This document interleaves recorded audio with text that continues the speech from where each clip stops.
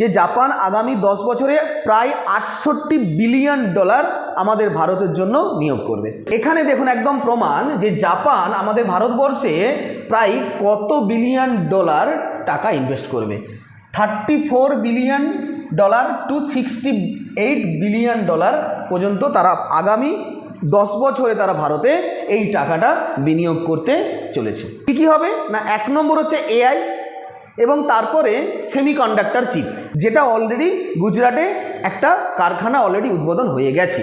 এবং তারপর Maruti Suzuki electric ভেহিক্যালের জন্য তারাও ভারতবর্ষে প্রচুর টাকা বিনিয়োগ করছে, প্রায় সেটা $10 বিলিয়ন, যেখানে আমাদের ভারতে মারুতি সুজুকির গাড়ি তৈরি হবে এবং সেই তৈরি গাড়ি প্রায় বিশ্বের 100টা দেশে রপ্তানি হবে এবং সেই 100টা দেশের মধ্যে আবার জাপান নিজেও আছে।